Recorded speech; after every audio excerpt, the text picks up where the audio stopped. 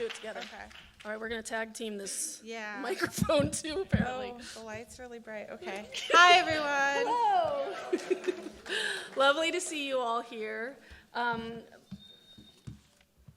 It's very exciting to be here in DC together with you all, and to be in this historic location. This is the National Press Club. It's been here for a very long time. A lot of important people have walked these halls. You can see them now, their photos in the halls, but very excited to be here with you all. We wanted to do a little bit of context setting today, and so we're going to start in a couple different places. First, we chose to host the conference in DC almost a year ago. So if we could imagine porting ourselves back a year ago, we were still in an election cycle. We didn't know what was going to happen. But we thought that DC was an important place to host this year's big in particular, because it already felt like this was a pivotal moment for our movement. There's a lot of pilots that are or have sunsetted. We know that ARPA dollars are officially going away. This was a major fueling, kind of funding fuel for our movement. And we also know because of that elected officials were starting to have to decide if they really supported guaranteed basic income when things weren't maybe so financially bountiful, right? So we came here, we thought, why not be in the kind of seat of the federal government as an opportunity for us to start to think about what's the next phase of our movement? What is the next stage of what we want to do together so we can continue to grow with maybe some new constraints? And you all agreed. You wanted to be in DC, and we had a lot of really important feedback on what our programming would look like.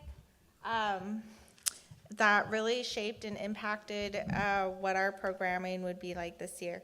So each conference we send out a post-conference survey, which you all will take this year again too.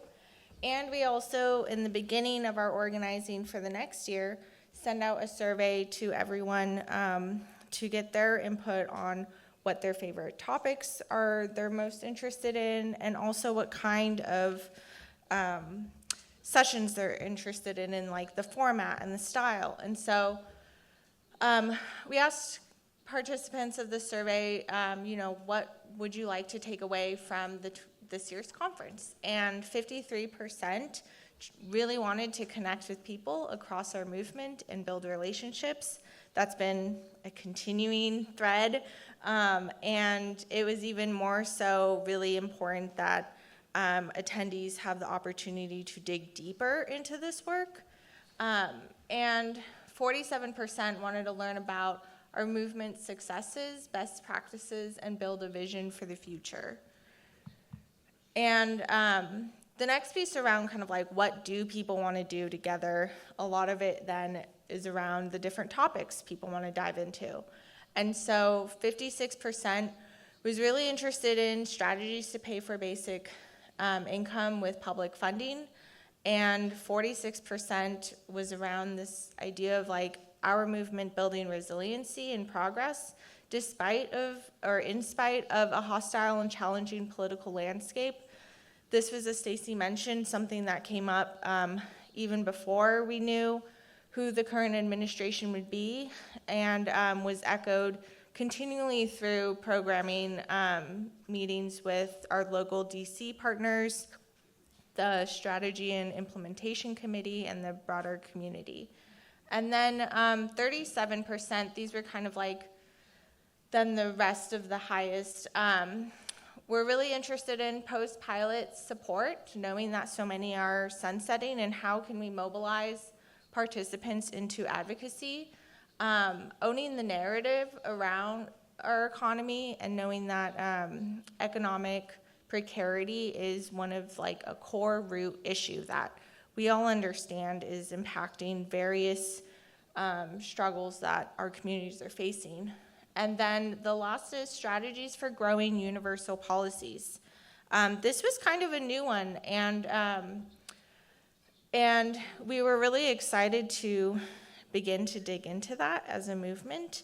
And part of our goal in beginning to have that exploration with all of you is also us tapping into our history a little bit more, so we all know kind of like where we come from in this movement, and then also highlighting a lot of our own individual North Stars that we each carry, and how our different experiences and our different backgrounds kind of shape that in our movement. And so those are some of the plenaries we will kind of be digging into to start. And I will pass it off to then Stacey, who can talk a little bit about like the resiliency piece and how that plays into our programming. I kind of feel like we're like Tina Fey and Amy Poehler, just like with no humor, but okay, here we go. Okay, so I think what's worth noting is this survey went out in December and January, December 2024 and January of this year. And so, as you can imagine, these numbers, there were like 20 different possible topics. So 56 that more than half of everybody agreed on something was like a pretty solid indication that it was important, just for context. But what we also found is, since the inauguration of our current president, and so much has been kind of coming down the pipeline over the last few months, that what we've found in conversations both with 60-plus members of the community who have helped design and develop the programming for this conference, and then just through all the conversations and opportunities that we've had to kind of come together over the last few months, the urgency around many of these things feels even more paramount for the community. And so even though these are the results, 5 months ago, what we find now is that in many ways we're even in a more dire moment, culturally, economically, politically, than maybe we could have anticipated. And so we know that right now, right down the street, they are trying to pass a budget that's going to significantly slash a broad range of social safety net programs that are designed to help people cover their basic needs. We know that there's a pretty significant budget deficit in most states and most cities right now because of some of this work. So when we think about the state of things, it's pretty intense right now. But we also know that, similar to the pandemic, that big economic shocks are opportunities for cash, right? These are potentially opportunities, but we all have to come together and figure out what is the opportunities and how do we actually build this together. So that's just a big piece that we want to note. We're just going to spend another moment in kind of where we are culturally, but I think our big goal here today is to acknowledge it, to spend a little bit of time in it, but then also to start thinking more proactively, what does this mean for our movement, and how do we meet the moment and be, effective? And I know, like, it's kind of with the light a little hard to then see all of your faces, but I do just want to take a moment that to kind of recognize like where we're all feeling right now. I know it's like, this is exciting and it's an event and our work is important, and also I know for myself, like, there is a kind of weird undercurrent of duality of like continuing to pay your bill and like pay your bills and do the job and do the things, while at the same time there is so much kind of like fear and anxiety and very horrible things happening in our world right now. And time and time when we were kind of like talking to different partners, different people that we meet with, there's like the whole kind of, how are you doing? And you're kind of like, you're not fine, but it's like, how do we take up space to like be able to speak about that and to give that space? Because, I know for myself, I felt a lot of anxiety and a lot of fear, and it's been kind of like a madness of like heartbreak knowing that there is a genocide continuing to happen on the people of Palestine every single day, and it's not mainstream news and it's not being stopped. And then we have our local communities being attacked by this administration, getting kidnapped. It's very scary, and things are very urgent. It feels urgent to be able to do something together. And I know the other piece of this work is that I'm continually also comforted by being surrounded and in community with so many people I know want a different future. We want a different future for our society that is kind, that is loving, that is accepting, and it's going to, I think, take all of us collectively to do that work and to make that possible.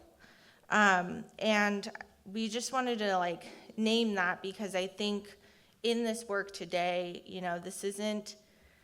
we've really created a programming that isn't like previous years. It's not a huge ton of breakouts of kind of everyone sharing just best practices and cool tips to take back that are impactful, but really how can we take this moment and these next 2 days to do something collectively that can have big swings that are called for in this time. And on that note, hopefully there's something on the next, there is. Okay. I'm going to read this quote for a moment. This is from Lee Saunders, President of the Union of American Federation of State, County, and Municipal Employees. This is the quote that he gave when he stepped away from the DNC about a week ago. He was part of kind of the leadership. These are new times. They demand new strategies, new thinking, and a renewed way of fighting for the values we hold dear. We must evolve to meet the urgency of this moment. This is not a time to close ranks or turn inward. The values we stand for and the issues we fight for benefit all, I'm going to say people, not working people. It is our responsibility to open the gates, welcome others in, and build the future we all deserve together.